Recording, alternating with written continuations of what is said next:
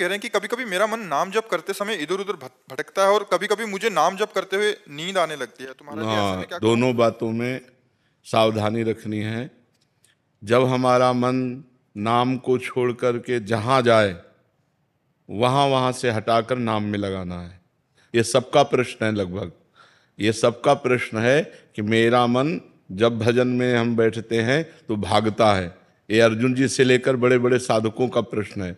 तो जहाँ जहाँ मन संसार में जाए वहाँ वहाँ से हटा करके हम नाम में लगाएं, या जहाँ जहाँ संसार में जाए वहाँ वहाँ हम भगवान को देखने की चेष्टा करें। इस वस्तु के रूप में भगवान, इस व्यक्ति के रूप में भगवान, इस स्थान के रूप में भगवान, क्योंकि भगवान के सिवा कोई नहीं है। इससे हमारा मन शांत होने लगेगा।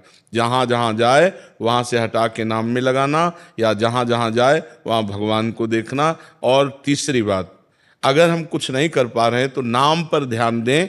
हमारे मन से सब कूड़ा करकट निकल रहा है, जो गंदी बातें हमारे मन में भरी थी वो सब डिलीट हो रही हैं नाम जप के द्वारा। ऐसी भावना करें तो मन निर्मल होकर, ये 3 साधन बताए, इससे मन आपका एकाग्र होने लगेगा। रही नींद की बात, तो भोजन पर ध्यान दीजिए। भोजन सात्विक होना चाहिए। प्याज, लहसुन, मांस, मदिरा, अभक्ष्य भोजन, ये सब अगर त्याग कर दोगे तो सतोगुणी भोजन और 6 घंटे की निद्रा। अगर आप जो नींद ले रहे हैं वो 6 घंटे तो होना चाहिए। स्वस्थ शरीर के लिए 6 घंटे आवश्यक है।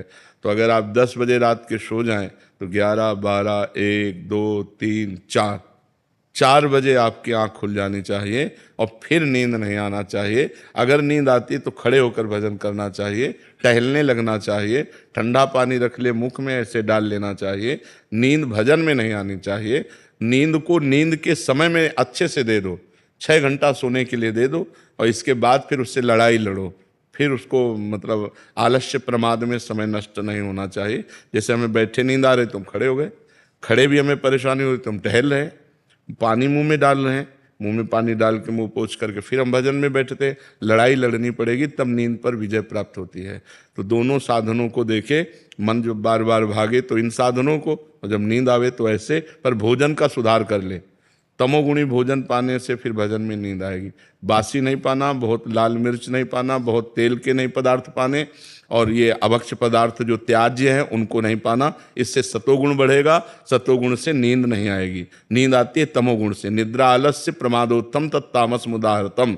तमोगुण से ही नींद, आलस्य और प्रमाद की उत्पत्ति होती है, वही हमें परेशान करता है। तो सतोगुणी भोजन पावें और थोड़ा भोजन पावें। अब दबा के यहाँ तक भोजन पाया तो फिर तमोगुण तो हो ही जाएगा।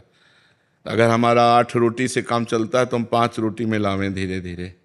वैसे 24 घंटे में शोध किया गया तो 400 ग्राम अन्न से भरपूर स्वस्थ जीवन चल सकता है।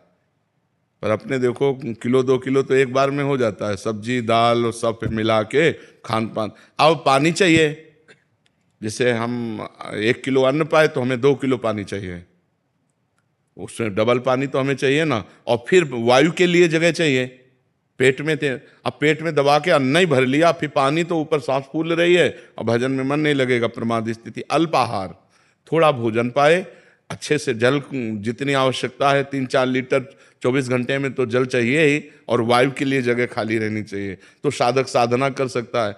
नहीं तो अब होड़ लगाकर भोजन पाने वाले हैं कि हम तो फिर भजन नहीं होगा। जिसका भोजन नीरस उसका भजन सरस, और जिसका भोजन सरस उसका भजन नीरस। पक्की बात समझ लो। भोजन में बेस्वाद पाना चाहिए, दाल रोटी सब्जी उसमें कोई स्वाद, लेकिन स्वाद नाम में लेना चाहिए, राधा राधा राधा, तब स्वाद आएगा। अब अभी तो भोजन और भोग ये 2 पिंड नहीं छोड़ रहे, रसेंद्री और जनेंद्री के भोग यही पिंड नहीं छोड़ रहे हैं। तो खूब नाम बढ़ाओ, आगे धीरे धीरे ठीक हो जाएगा। अनिल जी गुरुग्राम से। राधे राधे। महाराज जी आपके चरणों में कोटि कोटि प्रणाम। महाराज जी कृपया बताएं कि भक्ति को बढ़ाने के लिए कितना इंसान का सामर्थ्य है और कितना प्रभु कृपा का योगदान है? जितनी श्वासें हैं और जितना हमारा प्रयास भगवान ने हमें प्रयत्न दिया है कि हम कर सकते हैं, वो भगवान जानते हैं और आप जानते हैं। भगवान ने आपको दिया है इसलिए वो जानते हैं, आप में जितना है वो आप जानते हैं। क्या नाम जपने के लिए किसी ताकत की जरूरत है?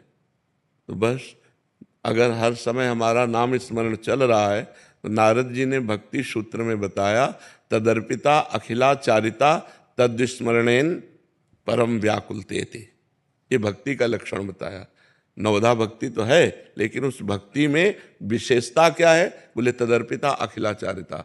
जितने आचरण हैं, जितने कर्म हैं, वो सब भगवान की प्रियता के लिए और भगवान को समर्पण करने के लिए।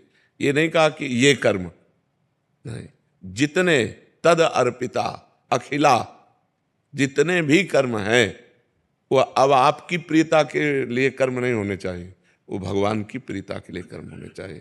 अपनी प्रियता छोड़कर इष्ट की प्रियता के लिए जो कर्म किए जाते हैं वो भक्ति है। जो अपने लिए किए जाते हैं वो शुभ अशुभ कर्म हो जाते हैं।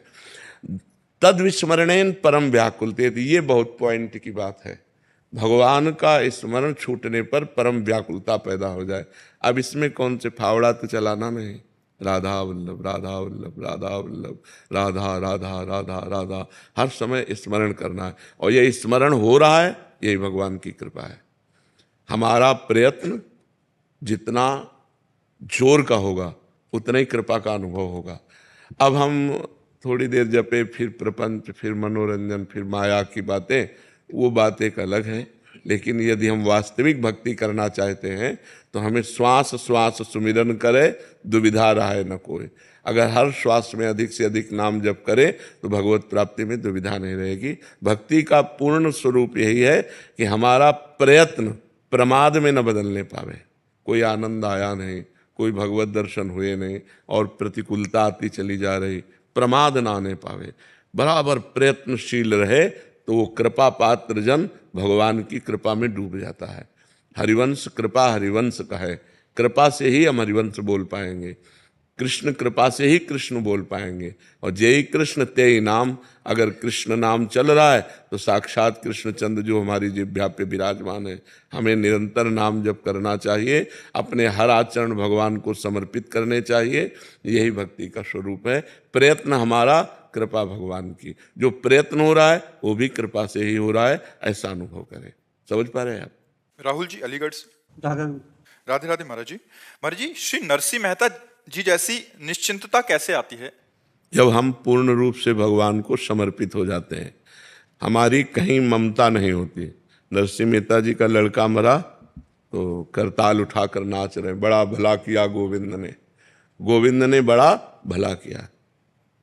क्योंकि कहीं ममता नहीं, पुत्र में, पत्नी में, बेटी में, परिवार में कहीं ममता नहीं।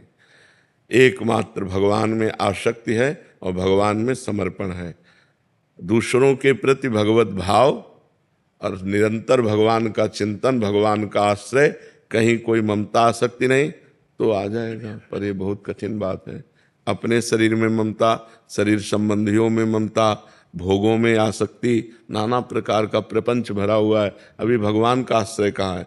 धन का आश्रय, बल का आश्रय, नाना प्रकार की व्यक्ति वृत्ति, जो व्यक्ति हैं या अंदर की वृत्ति, इनका आश्रय, भगवान का आश्रय कहाँ है? जब संपूर्णतया न किसी व्यक्ति का न किसी वृत्ति का, एकमात्र भगवद आश्रय, तब भगवान की कृपा का अनुभव होता है। अब उनके आगे भात भरने का पर्चा आया, ठाकुर जी के सामने रख दिया, आपका जैसा मन हो, भर दिया ठाकुर जी ने भात। उनके बेटे का ब्याह था, उनका हमसे नहीं होने वाला, आप जानो, हमें आपका भजन नहीं छोड़ना है, आप जानो। तो भगवान ब्याह में थे, नरसिंह मेहता के बेटे के ब्याह में भगवान स्वयं थे। हाँ, तो इसी को तो भजन के द्वारा भगवान में समर्पित करना है। खूब भजन करो, ये समर्पित हो जाएगा। जितना भजन करोगे उतना ही दिमाग समर्पित होगा भगवान में। और भजन, हमने तो मांस छोड़ दिया है, पर हमारे माता पिता बोलते हैं कि बलि देनी पड़ेगी देवताओं पे, और जब मकान बनाते तो भी देते। नहीं नहीं, सब मूर्खता है बच्चा, ये सब मूर्खता है। नहीं दोगे तो अमंगल हो जाएगा आपका। हम जो तुम्हें बात कह रहे हैं, किसी भी पशु की बलि देने से अगर कहीं मंगल होता हो, हिंसा करने से, ये मूर्खता है, ये मूर्खता है। नाम जप करो, भगवान नाम कीर्तन करो और पशु पक्षियों की भी सेवा करो, तुम्हारा परम मंगल हो जाएगा। हमारा ज्ञान आप पूरी तरह। हाँ, बस आप हिम्मत रखते रहना, आप मत करना, आप बस अपने को बचा लो। देखो, पिता हिरण्यकश्यप था, लेकिन प्रहलाद जी का विरोध किया, भक्ति का विरोध किया, तो प्रहलाद जी ने दैत्यराज करके संबोधन किया, पिताश्री नहीं। तजो पिता प्रहलाद विभीषण बंधु भरत महातारी। ये बहुत पूर्व जन्म के किसी अशुभ संस्कार का फल मिलता है कि ऐसे माता पिता मिलते हैं जो आसुरी प्रवृत्ति के होते हैं। वहीं घर में रहो लेकिन आपको असत कार्य नहीं करने, इतने कमजोर नहीं बनना, बिल्कुल नहीं बनना कि हाँ बिल्कुल नाम जप करो, भगवान तुम्हें सामर्थ्य देंगे, नाम जप करो। कुमार